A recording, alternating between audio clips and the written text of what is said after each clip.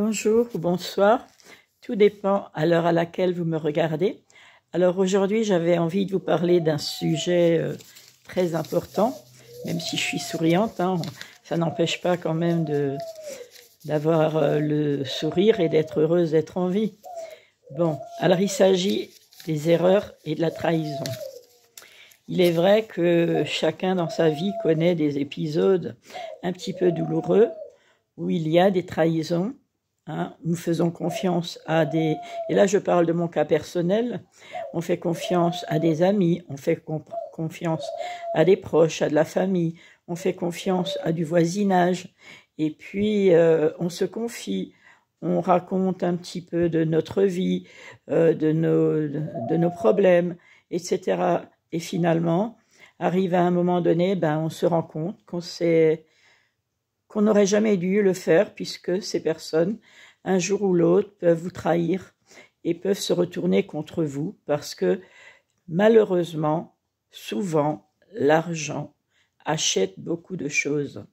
Et un ami ou une voisine, un jour peut vous tendre la main et le lendemain, elle peut vous la retirer parce qu'elle se laissera séduire, parce qu'elle se laissera tenter par de l'argent, parce qu'elle a des problèmes financiers, parce qu'elle a des besoins, parce qu'il y a une forme de jalousie. Enfin, il y a plein de raisons.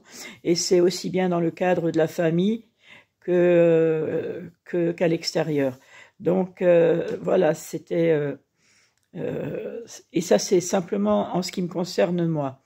Donc, la trahison, bien sûr... elle est possible, la preuve.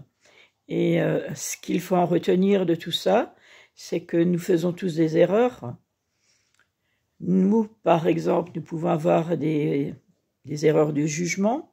On peut faire des erreurs dans la vie, se tromper sur quelque chose ou quelqu'un. Personne n'est infaillible, nous ne sommes pas Dieu. L'erreur est humaine, comme on dit.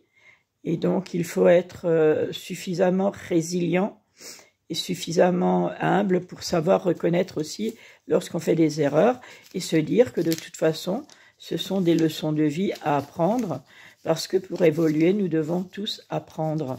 Et nous continuons d'apprendre chaque jour que Dieu nous accorde de vivre.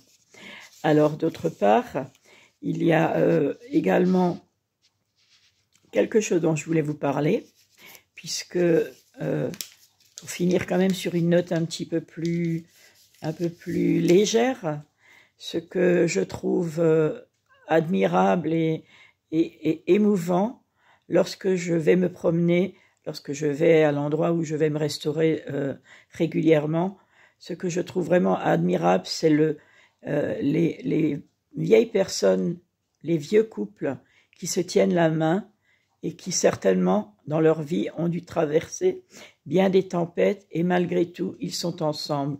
Et j'ai aussi le cas de quelqu'un qui a eu un événement très difficile dans sa vie par rapport à un conjoint et de voir cette personne et ces deux personnes qui se tiennent la main parce que c'est simple et facile d'être ensemble quand tout va bien. Mais d'être ensemble quand tout va mal et quand il y a des problèmes de santé, là, c'est une autre histoire. Et au jour d'aujourd'hui, il est vrai que beaucoup de couples, dès qu'il y a un petit souci quelconque, ils se séparent, ils divorcent. Voilà, ils vont chercher ailleurs. Et au lieu d'essayer de résoudre les problèmes ensemble, de faire des compromis, et puis parce que bien entendu, dans un mariage, il y a des bons côtés, il y a des mauvais côtés. Il y a toujours moyen de s'entendre, il faut faire des compromis et la vie n'est pas un long fleuve tranquille pour personne. Chacun de nous a sa croix à porter et doit faire avec, mais il faut toujours se dire qu'il y a toujours plus mal loti que soi. Donc c'était pour finir sur une note un peu plus positive et de valoriser et de féliciter ces couples qui vraiment sont des exemples à suivre parce qu'il n'en reste pas beaucoup qui sont ensemble et qui peuvent fêter je ne sais pas combien d'années d'union, surtout à l'heure actuelle, parce que tout est fait en fait pour faciliter justement les divisions, pour faciliter hein, les dérapages pour faciliter avec des clubs de rencontres, avec les sites de rencontres, avec des applications diaboliques, je dirais, et des tentations de tous les côtés qui font que la plupart des personnes tombent dans ce piège. Donc voilà, je vous souhaite le meilleur à venir. Prenez soin de vous, écoutez-vous d'abord.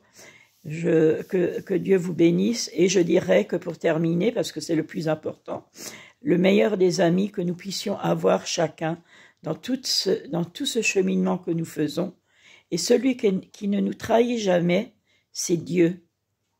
Voilà, qui est digne de confiance et qui est amour inconditionnel. Vous pouvez avoir tous les amis du monde, mais le seul qui ne vous trahira jamais, c'est Dieu. Et moins vous avez d'amis, et mieux vous vous porterez. Parce qu'il ne suffit pas d'avoir plein d'amis, ce qui ne veut plus rien dire d'ailleurs aujourd'hui. Hein, on dit amis, mais qui c'est qui connaît véritablement ses amis? Personne.